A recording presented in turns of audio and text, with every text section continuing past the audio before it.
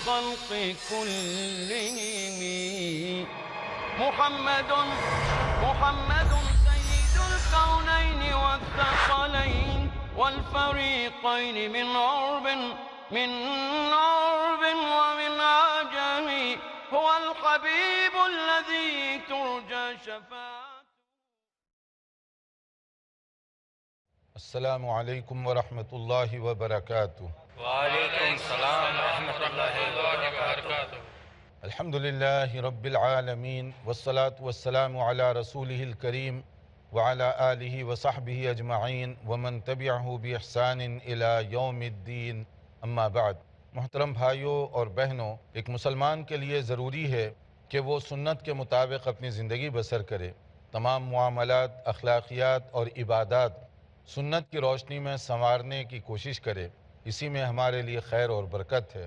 سنت کے مطابق اگر ہم روزمرہ کی زندگی گزارنا چاہیں تو اس کے لیے حدیث کے بہت سارے ذخیرے اور مجموعے موجود ہیں. ان میں بہت ہی اہمیت اور شہرت اللہ تعالیٰ نے بلوغ المرام کو عطا فرمائی ہے. علامہ ابن حجر عسقلانی رحمۃ اللہ علیہ کا یہ انتخاب حدیث کا نسخہ اور مجموعہ ہے. اس میں روزمرہ کی زندگی میں پیش آنے والے بیشتر مسائل کا سنت کی روشنی میں حل بتایا گیا ہے. کوشش کریں کہ اپنی زندگی کے مسائل کو حدیث کی روشنی میں حل کریں، اس کے ساتھ مربوط کریں. اسی میں ہمارے لیے خیر اور اسی میں ہمارے لیے بھلائی ہے. نماز کے متعلق گزشتہ لیکچر میں ہم نے بہت ساری چیزیں کور کی ہیں.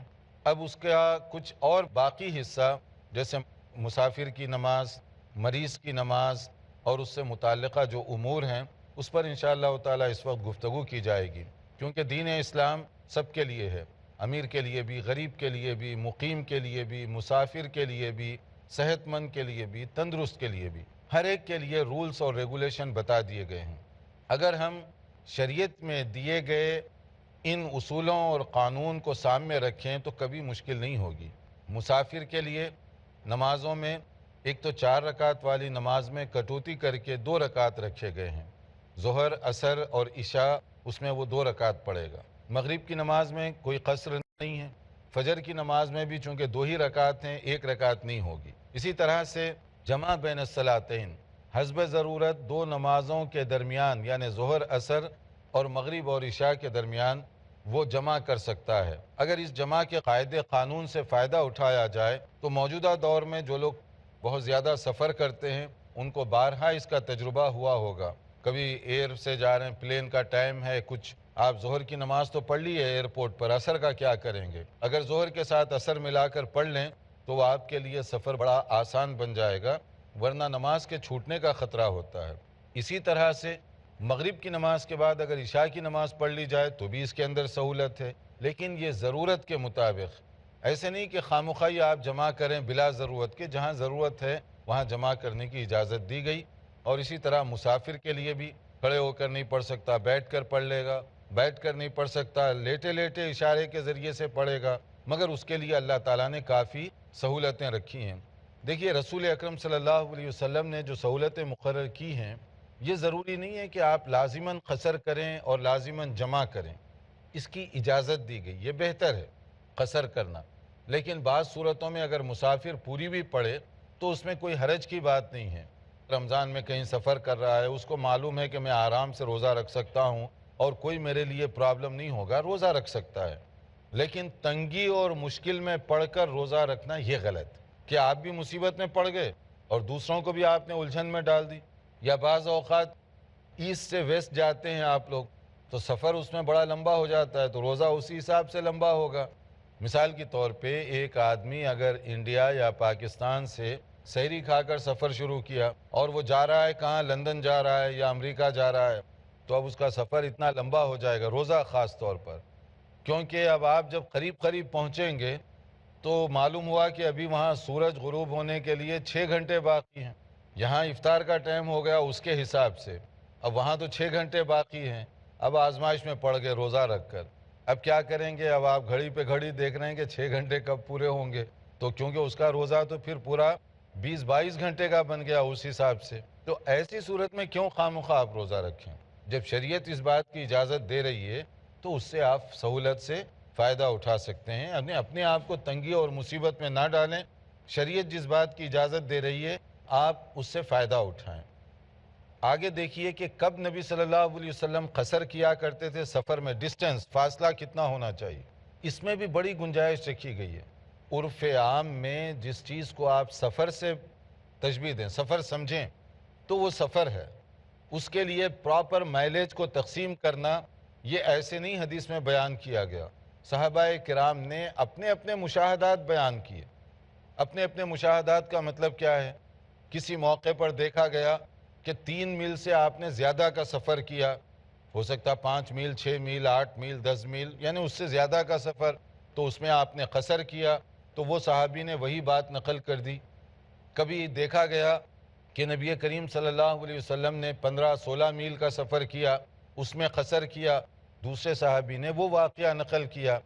تو یہ جو مسافت کے بارے میں مختلف اقوال ہیں صحابہ کرام کے، یہ ایک دوسرے کو کنفلکٹ نہیں کر رہے ہیں، اپنا اپنا تجربہ بیان کیا جا رہا، اپنا اپنا مشاہدہ بیان کیا جا رہا۔ اسی لیے اس میں سب سے آسان رائے جو دی جاتی ہے وہ یہی کہ جس کو آپ سفر سمجھیں، اپنے شہر سے باہر نکل کر جس کو سفر کنسیڈر کریں، وہ سفر ہے، اور اس میں آپ قصر وغیرہ کے جو مسائل ہیں اس کو اپلائی کر سکتے ہیں۔ بعض لوگ اتنا مائلیج کے بارے میں کہ 47 ہوا کہ 46 ہوا، آدھا میل زیادہ ہوا کہ آدھا میل کم ہوا، کیونکہ اس کے بغیر گویا قصر نہیں ہو سکتی، آپ اپنے آپ کو تنگی اور مشکل میں ڈال رہے ہیں۔ جیسے اب دیکھیے، یہ مسلم شریف کی حدیث ہے، ان انس رضی اللہ تعالی عنہ قال، حضرت انس رضی اللہ عنہ بیان فرماتے ہیں، کان رسول اللہ صلی اللہ علیہ وسلم اذا خرج مسیرت 3 امیال او 3 فراسخ صلی رکعتین، کہ رسول اکرم صلی اللہ علیہ وسلم اگر 3 میل یا 3 فرسخ وہاں پر جاتے تو آپ کیا کرتے؟ قصر کیا کرتے تھے۔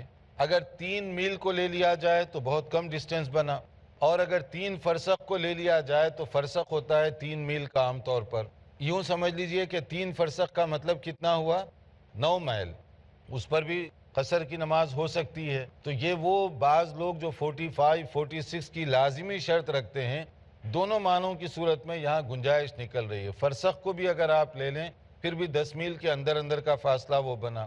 اس لیے جو لوگ یہ رائے دیتے ہیں کہ عرف عام میں جس کو آپ سفر سمجھیں، اب جیسے کوئی آدمی رہ رہا ہے سمجھیے لندن میں، کوئی رہ رہا ہے نیو یارک میں، کوئی رہ رہا ہے بمبئی میں، کوئی کراچی میں رہتا ہے، تو وہاں روزانہ ٹریولنگ تو 10 میل سے زیادہ ایک آدمی کرتا ہوگا۔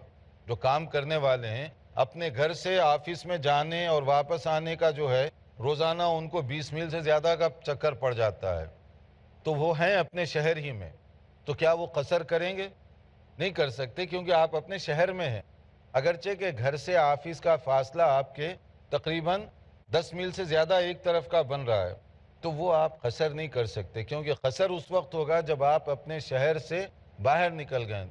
کوئی آدمی بمبئی چھوڑ کر باہر نکل گیا، دوسرے علاقے کو گیا، اور اس کا اتنا ڈسٹینس ہو رہا ہے تو پھر وہ مسافر کنسیڈر ہوگا۔ کوئی کراچی چھوڑ کر باہر نکل گیا اور وہ پھر 12 میل یا اس سے زیادہ کا بن رہا ہے تو وہ مسافر بن سکتا ہے، لیکن کراچی شہر کے اندر ہی رہے تو وہ لوگ کام کرنے کے لیے روزانہ ان کو 15-20 میل کا سفر تو عام طور پہ کرنا پڑتا ہے، تو اس کو مسافر نہیں کہا جائے گا کیونکہ وہ اپنے خود علاقے کے اندر ہے۔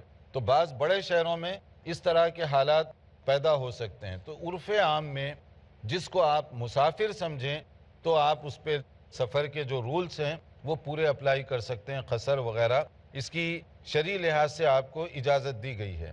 اب آپ دیکھیے اس کے بعد کہ مزید نبی کریم صلی اللہ علیہ وسلم کے ساتھ ایک اور تجربہ بتایا گیا صحابہ کرام کا۔ خرجنا مع رسول اللہ صلی اللہ علیہ وسلم من المدینۃ الی مکہ، نبی کریم صلی اللہ علیہ وسلم نے جب سفر فرمایا مدینہ منورہ سے مکہ مکرمہ، یہ تو لمبا ڈسٹینس ہے، تو اس میں کیا ہوا؟ فکان یصلی رکعتین رکعتین، تو آپ 2 رکعت ہی پڑھتے رہے۔ کب تک؟ حتی رجعنا الی المدینۃ، یہاں تک کہ آپ واپس مدینہ پہنچ گئے۔ صحیح بخاری کے یہ الفاظ ہیں، یعنی مدینہ منورہ سے روانہ ہوئے، سفر میں پورے کا پورا آپ مسافر تھے، پھر مکہ مکرمہ سے واپس آنے تک آپ مسافر ہی تھے، مدینہ پہنچنے تک آپ مسافر تھے۔ تو اس کے لیے سفر جتنے بھی دن، مثلاً آپ یہ نہیں کہہ سکتے کہ 1 مہینے سے آپ سفر کر رہے ہیں لہٰذا اب قصر ختم ہو گئی، اگر مسافر ہیں آپ، ٹریولنگ کنڈیشن میں ہیں، ٹریول کر رہے ہیں، آپ کا سفر لمبا ہو رہا ہے، تو آپ جو ہے مسافر سمجھے جائیں گے، چاہے اس کے اندر سفر کی حالت میں راستہ طے کرتے کرتے ہفتہ لگ گیا، 10 دن لگ گئے، مہینہ لگ گیا، تو بھی آپ سفر ہی کر رہے ہیں نا، اپنے علاقے میں نہیں پہنچے آپ، یا کسی ایسی جگہ نہیں پہنچے جہاں جا کر آپ مستقل یا ایک لمبی مدت کے لیے قیام کرنا چاہتے ہیں، تو اس لیے وہاں پر مسافر کے جو رول ہیں وہ آپ کے اوپر بھی اپلائی ہوں گے۔ اب کب تک آپ کریں گے، کتنے دن ہے اس کا، اس میں عام طور پہ دو باتیں بتائی گئیں۔ ایک یہ ہے کہ اگر پہلے سے آپ کو معلوم ہے، ٹائم ٹیبل طے ہے سفر کا، میں جا رہا ہوں یہاں سے کوئی بھی شہر کو، اور آپ پہلے سے طے کر لیتے ہیں کہ مجھے وہاں جا کر 10 دن رہنا ہے مثلا، تو 10 دن طے ہو گئے نا، تو پھر کیا کریں گے آپ، اگر ایک فگر ہے جو بتایا گیا 4 دن، اگر پہلے سے طے ہے کہ 4 دن سے زیادہ مجھے وہاں رکنا ہے تو آپ مسافر نہیں بلکہ وہاں مقیم سمجھے جائیں گے۔ اور اگر انسرٹنٹی ہے، غیر یقینی صورتحال ہے، ریزرویشن نہیں مل رہا ہے، جب ریزرویشن ملے گا میں نکل جاؤں گا، تو اس طرح سے آپ 2 مہینے بھی رہیں گے آج کل میں، تو مسافر سمجھے جائیں گے، کیونکہ غیر یقینی صورتحال ہے۔ تو دونوں میں فرق ہے، پہلے سے طے ہے تو اس کا رول الگ ہے، اور اگر پہلے سے طے نہ ہو تو اس کا رول الگ ہے۔ مزید معلومات کے لیے دیکھتے رہیے ہمارا پروگرام، ایک مختصر وقفے کے بعد انشاءاللہ حاضر ہوتے ہیں۔ محمد سید الکونین والثقلین۔ ناظرین، وقفے سے پہلے ہم بتا رہے تھے کہ اسلام میں مسافر اور بیمار کے لیے بڑی رعایت رکھی گئی ہے تاکہ وہ آسانی کے ساتھ دین پر عمل کر سکیں، انہیں دشواری نہ پیش آئے۔ تو ان میں سے ایک قصر ہے نماز، اور اسی طرح سے جمع کا مسئلہ ہے۔ مسافر قصر بھی کر سکتا ہے اور حسب ضرورت جمع بھی کر سکتا ہے ظہر عصر اور مغرب اور عشاء کے درمیان، تاکہ اس کے لیے آسانی اور سہولت ہو۔ اور مسافر کب سے شروع ہوگا، 9 میل سے بھی مسافر شروع ہو جائے گا، یعنی اپنے شہر کو چھوڑ کر اگر وہ کسی دوسرے علاقے میں پہنچتا ہے جو 9 میل ہے، وہاں سے لے کر بعض علماء نے 45 میل، بعض نے 48 میل، بعض نے 50 میل، 52 میل، اس طرح کی مسافت بتائی ہے۔ اور آج کل اگر زیادہ سے زیادہ کو بھی لے لیا جائے 50 میل، پھر بھی بہت معمولی سی ہے، اور اس میں آپ بڑے آرام اور اطمینان کے ساتھ سفر کے جو رولز ہیں وہ اپنے اوپر اپلائی کر سکتے ہیں۔ اسی طرح سے اگر کہیں پر آپ کا پہلے سے پروگرام ہے کہ 4 دن سے زیادہ رہنا ہے تو آپ اپنے آپ کو مقیم سمجھیں، لیکن اگر آپ رننگ حالت میں ہیں، یعنی آپ یہاں گئے 2 دن رہے، پھر آگے چلے گئے، وہاں 3 دن رہے، پھر آگے چلے گئے 5 دن رہے، وہ سفر سمجھا جائے گا، الگ الگ آپ بدل رہے ہیں جگہوں کو۔ لیکن اگر کہیں پر ایسے ہوتا ہے کہ آپ جو ہے غیر یقینی صورتحال ہے کہ اب معلوم نہیں ہے کہ کل جانا ہے یا پرسوں جانا ہے، ٹکٹ کی کوشش کر رہے ہیں، مل نہیں رہا، ریزرویشن نہیں مل رہا ہے، تو ایسی صورت میں زیادہ عرصہ بھی گزر جائے تو آپ اپنے آپ کو مسافر کنسیڈر کر سکتے ہیں۔ نبی کریم صلی اللہ علیہ وسلم ایک موقع پر مکہ مکرمہ جب خاص طور پہ فتح مکہ ہوا، طویل عرصے کے لیے رکے وہاں پر آپ، 17 دن یا 19 دن کا فگر بتایا گیا، اگر آنے جانے کے دن کو چھوڑ بھی دیا جائے تو اس میں آپ قصر کرتے رہے۔ تو اب مسئلہ یہ ہے کہ اس طویل عرصے میں آپ قصر کیوں کیے، 4 دن کے بعد اگر پہلے سے معلوم ہے پوری کیوں نہیں کیے؟ اسی سے بعض علماء نے یہ نتیجہ نکالا ہے کہ سفر 17 دن بھی اگر آپ ایک جگہ رہیں گے تو یہ قصر کر سکتے ہیں، کیونکہ یہ اسی حالت میں کنسیڈر کیا جائے گا۔ لیکن دوسرے علماء نے اس کا یہ جواب دیا ہے، چونکہ فتح مکہ کے بعد آپ کی سچویشن نارمل مقیم کی نہیں تھی، بلکہ وہاں جہاد کے مسائل درپیش تھے، اور آپ کے مختلف صحابہ مختلف دستے مختلف علاقوں میں بھیجے گئے تھے، کوئی ادھر بھیجا گیا، کوئی ادھر بھیجا گیا، کوئی ادھر بھیجا گیا، یعنی ایک موومنٹ تھی اور اس میں جہاد کی کیفیت تھی۔ تو اس لیے غالباً ہو سکتا ہے آپ نے اس میں قصر کیا ہو طویل مدت کے لیے، کیونکہ وہی جو غیر یقینی صورتحال ہے، جیسے جہاد وغیرہ میں ہوتا ہے کہ آج مارچ کرنا پڑے، کل مارچ کرنا پڑے، کل آگے بڑھنا پڑے، شاید یہ سبب رہا ہوگا، اللہ عالم۔ لیکن دونوں کے اپنی جگہ دلائل ہیں کہ چاہے 17 دن کے لیے سفر کنسیڈر کریں، چاہے 4 دن کے لیے، لیکن اس سلسلے میں اگر 4 دن کو ہم لے لیں تو وہ زیادہ احتیاطی بات ہوگی، اور زیادہ تر جو علماء کرام ہیں وہ لوگ اسی رائے کے قائل ہیں تاکہ اپنے آپ کو رسک میں نہ ڈالیں۔ عن ابن عباس رضی اللہ تعالی عنہما قال اقام النبی صلی اللہ علیہ وسلم 19 یوما یقصر، کہ نبی کریم صلی اللہ علیہ وسلم 19 دن تک مکہ مکرمہ میں رہے اور اس میں آپ قصر ہی کرتے رہے۔ اب یہ 19 کا جو فگر ہے وہی جیسے میں نے بتایا کہ نبی صلی اللہ علیہ وسلم فتح مکہ کے بعد طویل عرصے کے لیے رہے، حجۃ الوداع کے موقع پر آپ زیادہ عرصہ وہاں نہیں رہے، اسی طرح سے عمرہ کرنے کے لیے جب آپ تشریف لے گئے تو اس وقت بھی زیادہ عرصے کے لیے وہاں پر آپ نہیں رہے۔ اور اسی طرح ایک اور بتایا گیا اقامہ بتبوک 20 یوما یقصر الصلاۃ، کہ نبی کریم صلی اللہ علیہ وسلم تبوک کے لیے جب تشریف لے گئے تو وہاں بھی ذرا طویل عرصہ آپ کا رہنا پڑا، 20 دن، تو اس میں بھی آپ قصر کرتے رہے۔ لیکن یہ جو سچویشن ہے یہ عام سچویشن اور حالات سے بدلی ہوئی ہے، اور بعض اوقات سفر میں آپ جمع تقدیم بھی کر سکتے ہیں، جمع تاخیر بھی۔ تقدیم کا مطلب ہے کہ ظہر کے وقت میں عصر پڑھ لینا، مان لیجئے آپ روانہ ہو رہے ہیں، اب 2 بج رہے ہیں، عصر کا ٹائم 4 بجے شروع ہو رہا ہے، تو آپ ظہر پڑھ کر عصر بھی پڑھ سکتے ہیں فوری۔ اور اسی طرح سے کبھی آپ تاخیر بھی کر سکتے ہیں کہ آپ ظہر کو تھوڑا سا ڈیلے کر لیں، جب عصر کا شروع کا وقت ہونے والا ہو اس وقت آپ پہلے ظہر پڑھ لیں پھر عصر پڑھیں۔ جمع بین الصلاتین دونوں طرح سے جائز ہے۔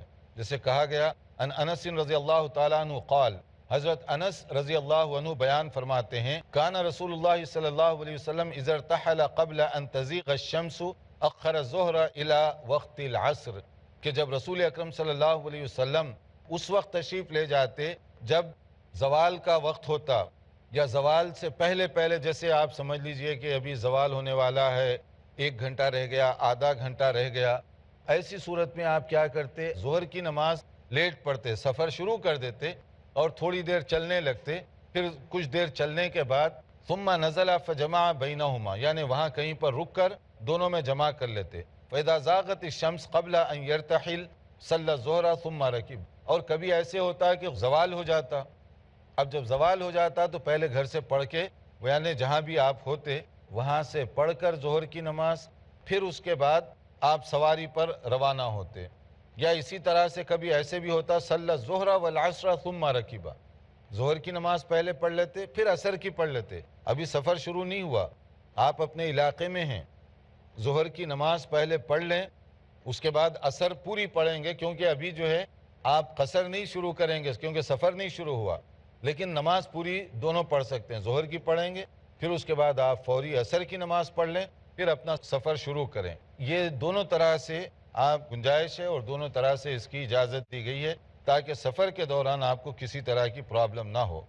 غزوہ تبوک کے موقع پر جیسے بعض صحابہ بتاتے ہیں، معاذ بن جبل رضی اللہ تعالی عنہ، حضرت معاذ بن جبل بیان فرماتے ہیں خرجنا مع النبی صلی اللہ علیہ وسلم فی غزوۃ تبوک، ہم غزوہ تبوک کے موقع پر رسول اکرم صلی اللہ علیہ وسلم کے ساتھ روانہ ہوئے۔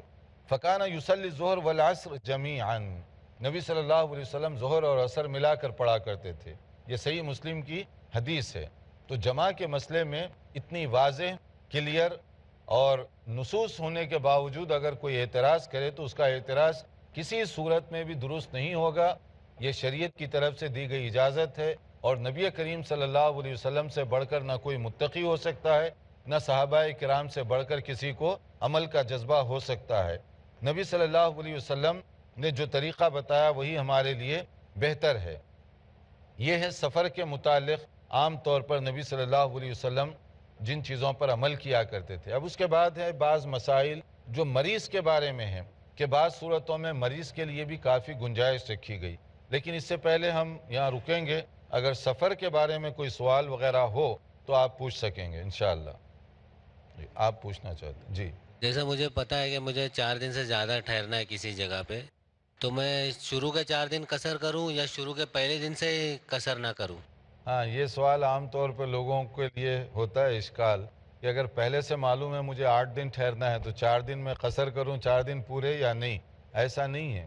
پہلے سے آپ کو معلوم ہے تو پہلے دن سے پورا پڑھیں گے، پورا پڑھے، اچھا۔ جی جی، پہلے ہی دن سے۔ اور حج اور عمرہ میں قصر کیا جاتا ہے؟ حج اور عمرہ میں؟ ہاں، حج اور عمرہ کے اندر اگر آپ سفر جاری رکھ رہے ہیں تو مسافر کے جو رولز ہیں وہی اپلائی ہوں گے آپ کے اوپر، اچھا۔ لیکن اگر آپ جیسے مکہ مکرمہ جا کر وہاں پڑاؤ ڈال دیے، وہاں رہنا چاہتے ہیں، کوئی حاجی 2 ہفتے رہ رہا ہے، کوئی 3 ہفتے، جیسا اپنا ٹائم ٹیبل ہے، تو آپ پوری نماز پڑھیں گے۔ جی آپ کچھ پوچھنا چاہتے ہیں؟ شیخ، اگر ہم کسی چھوٹے سفر پہ ہوں یا پھر کسی اور دوسرے علاقے میں جاتے ہیں اور وہاں پر نماز کا وقت ہو گیا ہے، لیکن اس مسجد میں نماز 1 گھنٹہ دیری سے ہونے والی ہے، تو کیا ہم اذان دے کر نماز پڑھیں گے یا پھر ہم بغیر اذان کے بھی نماز ادا کر سکتے ہیں؟ ہاں، اگر آپ کسی مسجد میں گئے اور وہاں نماز دیر سے ٹائم ٹیبل کے مطابق نماز کا وقت شروع ہو چکا ہے، مسجد میں اگر ہیں تو اس میں بہتر اور مناسب یہ ہے کہ آپ خود نماز پڑھیں، اذان نہ دیں، اس لیے کہ آپ مسجد میں اذان دیں گے تو اس کی وجہ سے لوگوں میں خواہ مخواہ ایک تشویش ہوگی اور ایک فتنہ ہوگا، کچھ لوگ آئیں گے، کچھ روکیں گے، یہ مناسب نہیں ہے۔ اگر آپ کوئی ایسی جگہ پر ہیں جہاں اذان نہیں ہوتی تو پھر آپ اذان دے کر اس میں نماز پڑھ لیں، وہ زیادہ بہتر ہے۔ جیسے آپ پارک میں گئے، کنٹری سائڈ پر گئے اور وہاں پر نماز وغیرہ نہیں ہوتی، اذان نہیں ہوتی، جب ٹائم ہو گیا آپ پہلے اذان دے کر نماز پڑھیں، وہ صحیح طریقہ ہوگا۔ مسجد میں ان کو جو ٹائم ٹیبل ہے اس کے مطابق کرنے دیں، آپ اپنی نماز پڑھ کر سفر پر روانہ ہو جائیے۔ جی، آپ کچھ شیخ 1 میل کتنے کلومیٹر ہوتا ہے؟ دیکھیے، اس بارے میں جو ہے نا بعض لوگوں نے جو ہے اس کو بالکل اپنے فٹ سے بھی ناپا ہے اور اس کو جو ہے بالش سے بھی ناپنے کی بعض لوگوں نے کوشش کی ہے، مگر ہم سمجھتے ہیں کہ اس میں سب سے زیادہ بہتر شکل یہ کہ موجودہ جو کیلکولیٹ کیا گیا ہے نا مختلف علاقوں کو مائلیج وغیرہ، اسی کو کنسیڈر کیا جائے تو ہمارے لیے زیادہ بہتر ہے۔ بعض علماء نے اس پر بحث کی کہ مثلا اتنے بالش ہونا چاہیے یا اتنے میٹر ہونا چاہیے، مختلف لوگوں نے اس میں بحث کی ہے، مگر عمومی طور پر جس کو میل 1 میل ہم سمجھتے ہیں یا 1 کلومیٹر ہم سمجھتے ہیں، جیسے 8 کلومیٹر کے 5 میل بنتے ہیں، اس حساب سے اگر ہم کاؤنٹ کر لیں تو سب سے آسان طریقہ ہے۔ آپ کچھ پوچھیں؟ میرا سوال نمازیوں کے بارے میں تھا کہ اکثر نمازیوں میں دیکھو کہ پیر بہت ایسا پھیلا کے کھڑے ہوتے ہیں، اس کا کچھ مقام طے ہے کہ اتنا ہی رہنا ہے؟ ہاں، دیکھا گیا کہ بعض مساجد میں بعض لوگ جو ہے پاؤں بہت پھیلا دیتے ہیں، تو یہ طریقہ کیسے ہے؟ دیکھیے، نماز میں جو ٹھہرتے ہیں اس کے اندر بہت زیادہ آرام سے ٹھہرنے کی ضرورت ہے، اعتدال سے ٹھہریں آپ تو وہ زیادہ بہتر شکل ہے۔ اعتدال سے ٹھہرنے کا طریقہ کیا ہے؟ اپنا جو شولڈر کا سائز ہے عموماً اسی کے لیول میں پاؤں رکھے جائیں تو اس میں نہ پاؤں پھیلانے کی ضرورت پڑے گی نہ سجدے میں گیپ پیدا ہوگا، ورنہ بعض اوقات بعض لوگ پھیلا دیتے ہیں بہت زیادہ، جب وہ رکوع یا سجدے میں جاتے ہیں تو گیپ بن جاتا ہے وہاں پر، وہ بھی غلط ہے۔ اور بعض لوگ بہت سکڑ کے رکھتے ہیں پاؤں کو، تو وہ بھی غلط طریقہ ہے۔ اس میں اعتدال کا طریقہ یہ کہ اپنے شولڈر کے سائز کے مطابق، کندھے کے سائز کے مطابق اگر کر لیا جائے تو نہ رکوع میں پرابلم پیش آئے گا نہ سجدے میں پیش آئے گا، ہر اعتبار سے یعنی ہر وقت آپ کی جگہ بھری رہے گی اور آپ کو زیادہ تشویش بھی نہیں ہوگی۔ صحیح طریقہ اسی اینگل پہ رکھیں آپ انشاءاللہ تعالی۔ سفر کی نماز کے بارے میں جو یہ چیپٹر تھا، اس میں یہ سفر کی جو سہولتیں وہ بیان کی گئیں۔ اب اس کے بعد جو بیمار ہے تو اس کے لیے سہولتیں رکھی گئی ہیں، ان سہولتوں کا ہم آئندہ لیکچر میں تذکرہ کریں گے۔ والسلام علیکم ورحمۃ اللہ وبرکاتہ۔ مولاي صل وسلم دائما أبدا على حبيبك خير الخلق كلهم محمد سيد الكونين والثقلين والفريقين من عرب ومن عجم، هو الحبيب الذي ترجى شفاعته